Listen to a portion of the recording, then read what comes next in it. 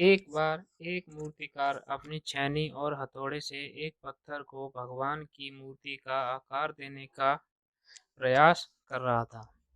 जैसे ही वह छेनी पर अपना हथौड़ा चलाता, वह पत्थर चिल्लाने लगता और कहने लगता कि ये क्या कर रहे हो? मुझे इतना मार क्यों रहे हो? मुझे बहुत दुख हो रहा है, तकलीफ हो रही है, पीड़ा हो रही है। मुझे अपने हाल पर छोड़ दो और यहाँ से चले जाओ। मूर्तिकार ने उस पत्थर से कहा, मुझे पता है कि तुम्हें बहुत ज़्यादा दर्द हो रहा है, तकलीफ हो रही है और तुम बहुत ही ज़्यादा पीड़ा में हो। लेकिन यदि आज तुमने इस दर्द को नहीं सहा, इस तकलीफ को नहीं सहा, तो जीवन भर तुम यहीं इसी प्रकार से पड़े रहोगे। मुझे पता है कि तुम में आगे बढ़ने की अपार संभावना है। तुम एक बहुत अच्छे पत्थर हो, लेकिन यदि तुम इसी प्रकार से रहोगे तो कभी भी आगे नहीं बढ़ पाओगे। इतना कहकर मूर्तिकार फिर से औजार उठाए ही थे कि पत्थर फिर से चिल्लाने लगा, गिड़गिड़ाने लगा, विनती करने लगा, मुझे अपने हाल पर छोड़ दो। मुझे पता है कि जीवन के लिए कौन सी चीज़ सही है और कौन सी चीज़ गलत। मुझे बहुत ज़्यादा दर्द हो रहा है। अब मैं इस तकलीफ को ज़्यादा नहीं सह सकता।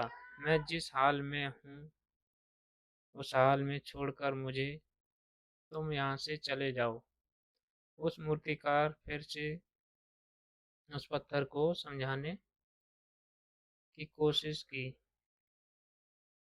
कि ज़्यादा अधीर मत बनो और अपने सब्र को बनाए रखो।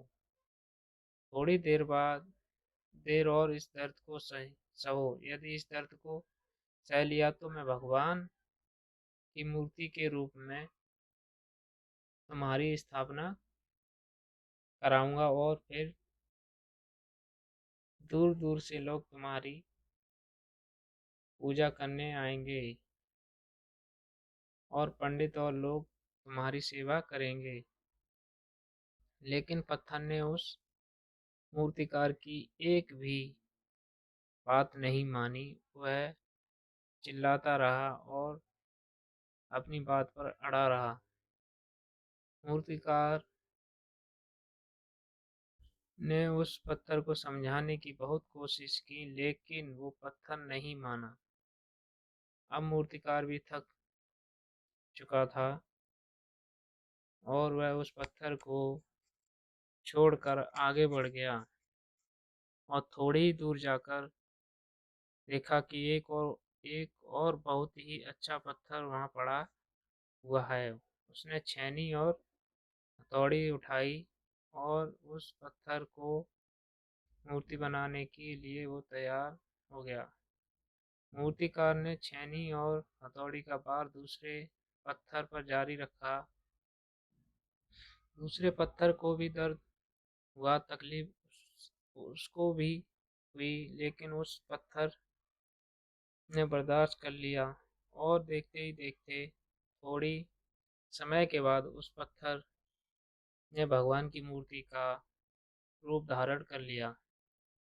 थोड़ी दिन बाद उस मूर्ति की एक मंदिर में स्थापना हो गई।